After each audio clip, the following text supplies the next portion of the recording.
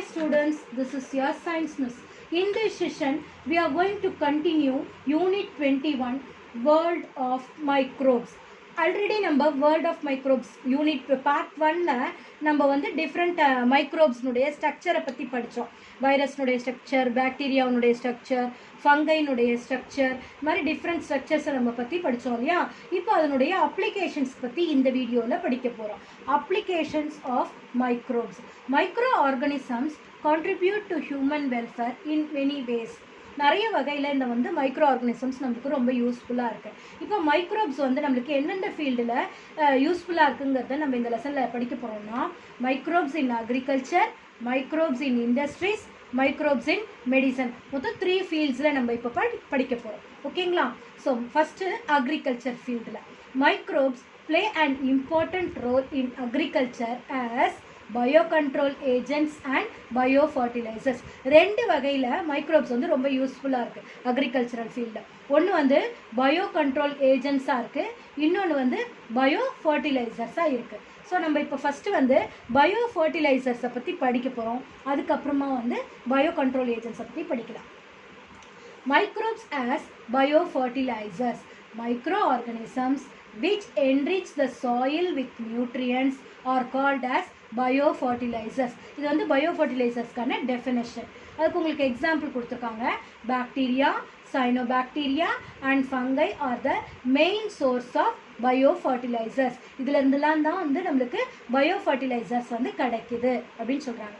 இதில் பயோஃபர்டிலைசர்ஸில் முக்கியமான நியூட்ரியன்ட் என்னன்னு பார்த்தீங்கன்னா நைட்ரஜன் தான். Nitrogen is one of the main source of plant nutrient.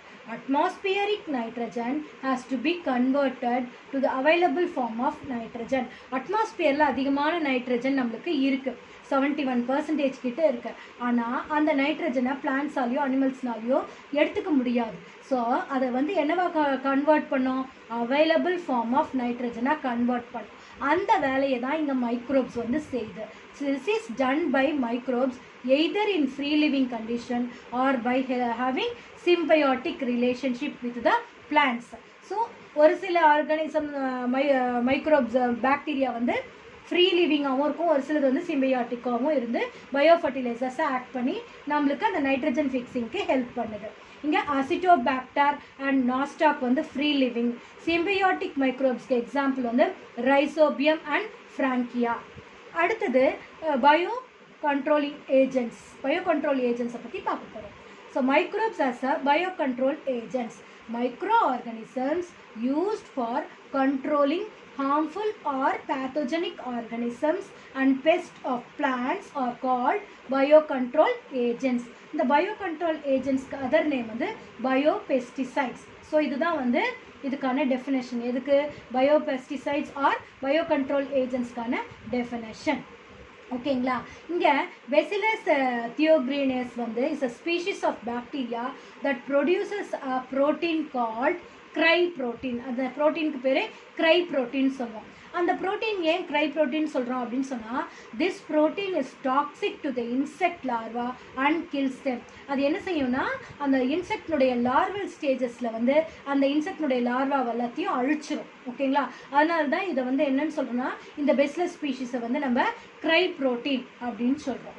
இது வந்து நம்மளுக்கு வந்து ஷாஷைஸில் பேக்கெட்டில் கிடைக்கும். அதை வாட்டரில் டிசால்வ் பண்ணி நம்ம அந்த அக்ரிகல்ச்சரல் ஃபீல்டில் வந்து ஸ்ப்ரே பண்ணும்போது அந்த லார்வானுடைய இன்ஃபெக்ஷன் வந்து நம்மளுக்கு கண்ட்ரோல் ஆகும். அடுத்தது வந்து மைக்ரோப்ஸ் இன் இண்டஸ்ட்ரீஸ். இண்டஸ்ட்ரீஸில் நிறைய இடத்துல வந்து நம்மளுக்கு மைக்ரோப்ஸ் வந்து ரொம்ப யூஸ்ஃபுல்லாக இருக்குது. என்னென்ன இண்டஸ்ட்ரீஸில் யூஸ் ஆகுது அப்படிங்கிறத பார்க்கலாம். Production of fermented beverages. Fermented பீவரேஜஸ்ங்கிறது வந்து இந்த ஒயின் ப்ரிப்ரேஷன் அதெல்லாம் இருக்கு இல்லையா, அதுதான். Beverages like wine are produced by fermentation of grape fruit. இது வந்து சாக்கோமைசிட்டேஸ் பாக்டீரியாவுடைய ஹெல்ப்னால நம்மளுக்கு ஃபர்மெண்டேஷனில் நம்மளுக்கு ஒயின் வந்து கிடைக்குது. அடுத்தது curing of coffee bean, tea leaves and tobacco leaves.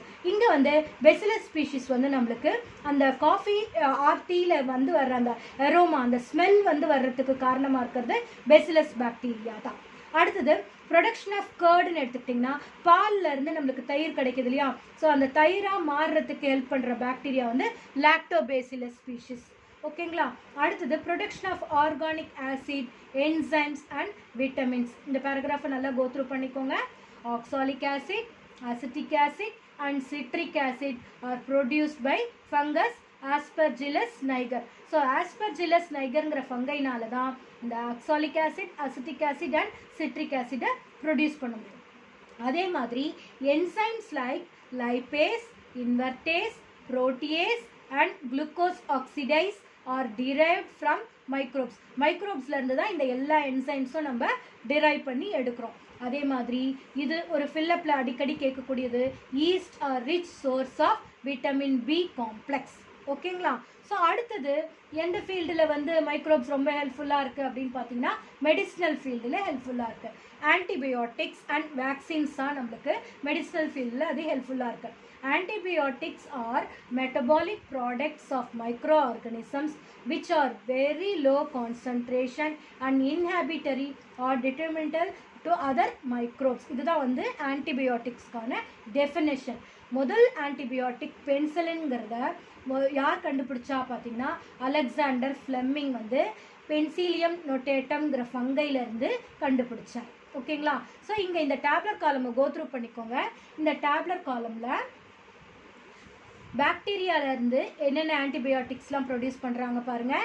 Streptomycin, erythromycin, bacterium. இது மூணு வந்து பாக்டீரியாவிலேருந்து வர்ற ஆன்டிபயோட்டிக்ஸ். அதே மாதிரி ஃபங்கையிலேருந்து வர என்னென்ன ஆன்டிபயோட்டிக் எடுக்கிறாங்க அப்படின்னு பார்த்தீங்கன்னா பென்சிலின், செஃபலோஸ்போரின். இதெல்லாம் வந்து அந்த டிஃப்ரெண்ட் மைக்ரோ ஆர்கானிசம்ஸ், அதனுடைய பேரையும் நீங்கள் கோத்ரூ பண்ணிக்கோங்க. அடுத்தது வேக்சின். வேக்சின்ங்கிறது வந்து தடுப்பூசின்னு சொல்லுவோம் இல்லையா, அதுதான். ஆன்டிபயோட்டிக்னா நோய் எதிர்ப்பு. இங்கே வந்து வேக்சின்ங்கிறது வந்து தடுப்பூசி. They are prepared by killing or making the microbes inactive. அந்த மைக்ரோ ஆர்கானிசம்ஸை நம்ம கில் பண்ணியோ இல்லை அதை இன்ஆக்டிவ் ஆக்கியோ அதுலேருந்து நம்ம மருந்து தயாரிக்கிறது தான் நம்ம என்னன்னு சொல்லுவோம்னா வேக்சின் அப்படின்னு சொல்லுவோம். நம்ம என்னென்ன டிசீஸ்க்கெலாம் வேக்சின் தயாரிச்சிருக்கோம் அப்படின்னு பார்த்தீங்கன்னா எம்எம்ஆர், பிசிஜி, இது ரெண்டும் வந்து நம்மளுக்கு லைவ் அட்டுலேட்டட் வேக்சினை வந்து நம்ம இந்த ரெண்டு டிசீஸ்க்கும் யூஸ் பண்ணுறோம். எம்எம்ஆர் வேக்சின் வந்து எந்த டிசீஸ்க்கு தடுக்கிறதுக்காக போடுறோம் அப்படின்னு பார்த்தீங்கன்னா மிசல்ஸ், மம்ப்ஸ் அண்ட் ருபெல்லா. அதே மாதிரி பிசிஜி வேக்சின் வந்து டியூபர்குலோசிஸ். குழந்தைங்க பிறந்த உடனே போடுற முதல் தடுப்பூசி வந்து பிசிஜி தான். அடுத்தது இன்ஆக்டிவேட்டட் கில்ட் ஆன்டிஜன் வந்து எதுக்கு யூஸ் பண்ணுறோன்னா போலியோவை தடுக்கிறதுக்கு யூஸ் பண்ணுறேன். அந்த போலியோ வைரஸ் ஐபிவின்னு சொல்லுவாங்க. அந்த போலியோ வைரஸ்க்கான அந்த சொட்டு மருந்து இருக்கு இல்லையா, அதுதான் அந்த கில்ட் ஆன்டிஜன். அதை தான் நம்ம தடுப்பு இதுவாக யூஸ் பண்ணுறோம். அடுத்தது சப்யூனிட் வேக்சின்ஸ், பியூரிஃபைட் ஆன்டிஜன். அது எந்த டிசீஸ்க்கு யூஸ் பண்ணுறோன்னா ஹிப்பாட்டிசிஸ் பி. அடுத்தது toxoid, inactivated antigen, TT and டிடின்னு சொல்லுவாங்க. Tetanus toxoid and diphtheria toxoid. டிடிங்கிறது டெட்டனஸ் டிசீஸ்க்கும், டிடிங்கிறது டிப்டீரியாவுக்கும் தடுப்பு மருந்தாக நம்ம பயன்படுத்துகிறோம், வேக்சினாக பயன்படுத்துகிறோம். புரிஞ்சிருக்கும்னு நினைக்கிறேன் உங்களுக்கு. அடுத்தது மைக்ரோப்ஸ் அண்ட் டிசீசஸ். இப்போது ப்ரெசன்ட் டேயில் நம்ம அதிகமாக வந்து பயந்துக்கிட்டே இருக்கோம். எந்த டிசீஸ்க்கு? கோவிட் இல்லையா. ஸோ இந்த டிசீஸ் வந்து என்ன சொல்லுவோம், பேண்டமிக்ன்ற வார்த்தை உங்களுக்கு எல்லாருக்குமே இப்போ ரொம்ப ஃபெமிலியர் ஆகிடுச்சு இல்லையா. சரி, டிசீஸ்னுடைய டெஃபினேஷன் பாருங்கள்.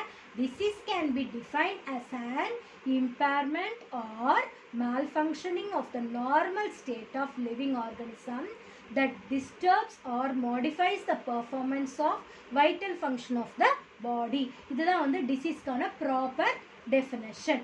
இப்போது டிசீஸ் வந்து அது ஏற்படுற ஏரியா, அந்த எக்ஸ்டென்ட் ஆஃப் அக்கரன்ஸ், அதுக்கு ஏற்ற மாதிரி அதை வந்து 4 டைப்ஸாக பிரிக்கிறோம். என்னென்ன அப்படின்னு பார்த்தீங்கன்னா எண்டமிக், எபிடமிக், பேண்டமிக் அண்ட் ஸ்போரோட்டிக்.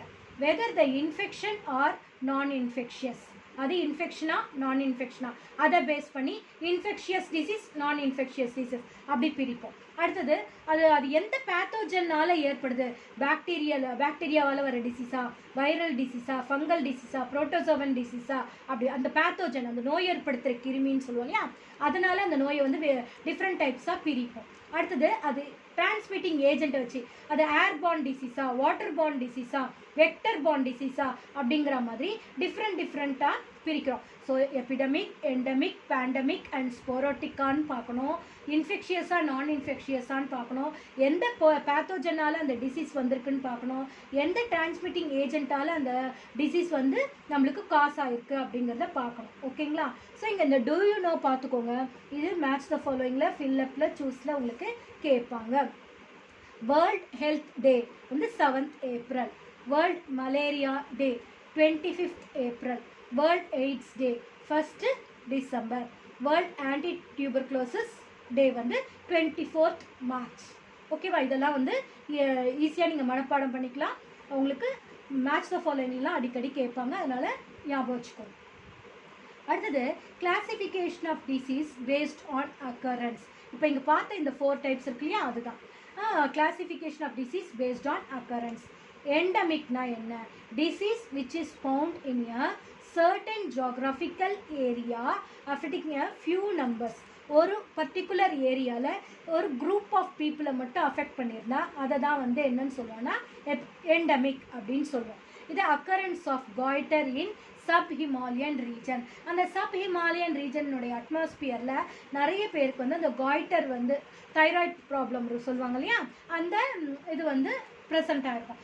அது வந்து எக்ஸாம்பிள். அடுத்தது epidemic, diseases which breaks out and affect large number of people in a particular geographical area. ஒரு particular geographical areaல large number of people affect ஆயிருந்தா அதை வந்து epidemic அப்படின்னு சொல்லுவோம். இதுக்கு எக்ஸாம்பிள் வந்து உங்களுக்கு இன்ஃப்ளூயன்ஸா. அடுத்தது pandemic, diseases which is widely distributed on a global scale. உலகளவில் ஒரு நோய் வந்து எல்லா இடத்துக்கும் பரவி இருந்ததுன்னா அதுதான் பேண்டமிக். உங்களுக்கு இங்கே வந்து எய்ட்ஸ் வந்து எக்ஸாம்பிளாக கொடுத்துருக்காங்க. Acquired immuno deficiency syndrome AIDS. இப்போ நீங்கள் வந்து இதுக்கு வந்து COVID-19 கூட நீங்கள் எக்ஸாம்பிளாக எழுதிக்கலாம். அடுத்தது ஸ்போரோட்டிக், டிசீசஸ் விச் அக்கர் அக்கேஷ்னலி, எப்பயாவது ஒரு தடவை ஏற்படுறது தான். அந்த மாதிரி டிசீஸை தான் நம்ம என்னன்னு சொல்லணும்னா ஸ்போரோட்டிக் டிசீஸ் அப்படின்னு சொல்லுவோம். எக்ஸாம்பிள் வந்து மலேரியா அண்ட் காலரா. இது சீசனல். அந்த மஸ்கிட்டோஸ் அதிகமாகிற நேரத்தில் மட்டும் மலேரியா வரும். அந்த வாட்டர் இன்ஃபெக்ஷன் எப்போ வருதோ அந்த மாதிரி நேரத்தில் நம்மளுக்கு காலரா வரும். இந்த மாதிரி சீசனல் டைம்ஸில் அக்கேஷ்னலாக வர்றது தான் வந்து ஸ்பொராட்டிக் டிசீஸ் அப்படின்னு சொல்கிறது. Next part of the lesson வந்து manifestation of the disease. So இங்கே மேனிஃபெஸ்டேஷன் ஆஃப் த டிசீஸில் நம்ம வந்து communicable disease and non communicable டிசீஸை பற்றி படிக்க போகிறோம். இங்கே இன்ஃபெக்ஷியஸ் டிசீஸ்க்கு அதர் நேம் வந்து கம்யூனிகபிள் டிசீஸ். அதே மாதிரி நான் இன்ஃபெக்ஷியஸ் டிசீஸ்க்கு அதர் நேம் வந்து நான் கம்யூனிகபிள் டிசீஸ். இன்ஃபெக்ஷியஸ் டிசீஸ்க்கு எக்ஸாம்பிள் வந்து influenza, tuberculosis, chicken pox, cholera, pneumonia and malaria. அதே மாதிரி non communicable or non infectious டிசீஸ்க்கு எக்ஸாம்பிள் வந்து diabetes, coronary heart disease, obesity, cancer, goitre. இந்த communicable or non infectious disease வந்து ஒருத்தங்க கிட்டேருந்து இன்னொருத்தங்களுக்கு பரவும். இங்கே non communicable or non infectious disease வந்து ஒருத்தங்க கிட்டேருந்து இன்னொருத்தங்களுக்கு பரவாது. அவங்க உடம்புல இருக்கக்கூடிய மேல் ஃபங்க்ஷனிங் ஆஃப் த ஆர்கன்ஸ்னாலேயோ இல்லை ஹார்மோனல் இம்பேலன்ஸ்னாலேயோ அவங்களுக்கு அந்த நோய் வரும். ஸோ இதை வந்து நீங்கள் நல்லா கோத்ரூ பண்ணிக்கோங்க. உங்களுக்கு difference between infectious disease and non infectious disease இல்லை communicable disease and non communicable டிசீஸ்னு கொஸ்டின் வரும்போது இது அழகாக நீங்கள் டேப்லெட் காலம் போட்டு எழுதிக்கலாம். புரியுதுங்களா? அடுத்தது point of entry and place of infection. இப்போ disease causing microbes enter the body. எந்த வழியாக ஒரு நோய் ஏற்படுத்துகிற கிருமி நம்ம உடம்புக்குள்ளே உள்ள என்டர் ஆகுது அப்படின்னு பார்த்தீங்கன்னா, and infection develops when pathogens enter the human body through எது வழியால என்டர் ஆகும்? நம்மளுக்கு கண்டாமினேட்டட் ஏர் வழியாக, வாட்டர் வழியாக, நம்ம எடுத்துக்கக்கூடிய கண்டாமினேட்டட் ஃபுட் வழியாக, அண்ட் நம்ம நடக்கிற அந்த soil and physical contact, sexual contact and through infected animals. இது எல்லாம் தான் பாசிபிலிட்டிஸ். ஒரு நோய் வந்து உள்ளே வர்றதுக்கான பாசிபிலிட்டிஸ் இதெல்லாம் தான். அதனால தான் இது point of entry and place of இன்ஃபெக்ஷன்னு சொல்லியிருக்காங்க. அடுத்தது ரிசர்வாயர் ஆஃப் இன்ஃபெக்ஷன். அந்த நோய் ஏற்படுத்துகிற கிருமி எங்கே அதிகமாக உருவாகுது உற்பத்தி ஆகுது. அதுதான் வந்து ரிசர்வாயர் ஆஃப் இன்ஃபெக்ஷன். இப்போ எங்கெல்லாம் தண்ணி தேங்குதோ அங்கே கொசு அதிகமாக உற்பத்தி ஆனால் மலேரியா டிசீஸ் வரும் அப்படின்னு சொல்லலாம் இல்லையா. ஸோ அந்த மாதிரி அந்த வாட்டர் எங்கே ஸ்டோர் இதாக இருக்கோ அதுதான். So the environment in which the pathogens can thrive well and multiply without causing disease.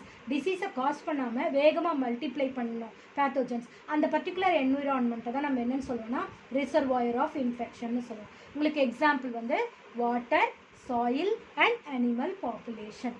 அடுத்தது இன்குபேஷன் பீரியட். இன்குபேஷன் பீரியட் அப்படிங்கிறது ஒரு நோய் ஏற்படுத்துகிற கிருமி உடம்புக்குள்ளே நுழைஞ்ச உடனே அந்த நோய் வந்து நம்மளுக்கு வெளியில் தெரியாது. அது வெளியில் வர்றதுக்கு அது கொஞ்சம் டைம் எடுத்துக்கும். ஸோ அது உள்ளே நுழைஞ்சதுலேருந்து அந்த டிசீஸ் வெளியில் தெரிகிற வரையும் இருக்கக்கூடிய அந்த டார்மண்ட் பீரியடை தான் நம்ம என்னென்னு சொல்லுவோம்னா இன்குபேஷன் பீரியட் அப்படின்னு சொல்லுவோம். The interval between infection and the first appearance of the disease is called incubation period. இது வந்து ஒரு சில டிசீஸ்க்கு வந்து இன்குபேஷன் பீரியட் வந்து ஃபியூ ஹவர்ஸ்லேயே நம்மளுக்கு தெரிஞ்சிடும். ஒரு சில டிசீஸில் several days and several months கூட எடுக்கலாம். ஓகேங்களா. அடுத்தது infection. Infection is the entry, development or multiplication of an infectious agent in the human body or animals. So அது உள்ள என்ட்ரி ஆகி அதனுடைய இன்குபேஷன் பீரியட் முடிஞ்சு அந்த இன்ஃபெக்ஷன் வெளியில் தெரியுது இல்லையா, அப்போ தான் அவங்களுக்கு அந்த இன்ஃபெக்ஷன் இருக்குது அப்படிங்கிறத நம்ம கன்ஃபார்ம் பண்ணுவோம். அடுத்தது ஹார்ம்ஃபுல் எஃபெக்ட்ஸ் ஆஃப் மைக்ரோப்ஸ். அது உள்ளே போன அந்த மைக்ரோ ஆர்கானிசம்ஸ் நம்மளுக்கு என்னென்ன கெடுதல்களை செய்யும் அப்படின்னு பார்த்தீங்கன்னா 2 முக்கியமான கெடுதல்கள். ஒன்று வந்து டிஷ்யூ டேமேஜ், இன்னொன்று வந்து டாக்ஸின் செக்ரீஷன். டிஷ்யூ டேமேஜ் பற்றி இப்போ படிக்கலாம். டிஷ்யூ டேமேஜ் அப்படின்னா many pathogens destroy the tissue or organs of the body causing the morphological and functional damage. அது வந்து என்ன செய்யும், அந்த ஆர்கனை அந்த டிஷ்யூவை வந்து டோட்டலாக டேமேஜ் பண்ணி விட்டுரும். So for example bacterium of pulmonary tuberculosis damage the cells of the lungs. So அந்த பாக்டீரியா என்ன பண்ணுது, பல்மினரி டியூபர்குலோசிஸில் அந்த உள்ளே இருக்கிற பாக்டீரியா வந்து லங்ஸில் இருக்கக்கூடிய அந்த செல்ஸ் எல்லாத்தையும் டேமேஜ் பண்ணி விட்டுருது. Virus causing hepatitis destroy liver tissue. இது ரெண்டுமே வந்து டிஷ்யூ டேமேஜ்க்கான example.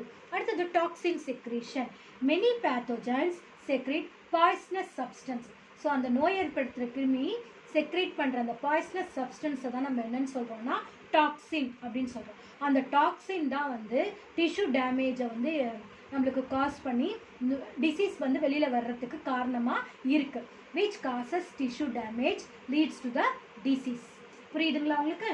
So students, go through this video once or twice for your better understanding. Thank you students.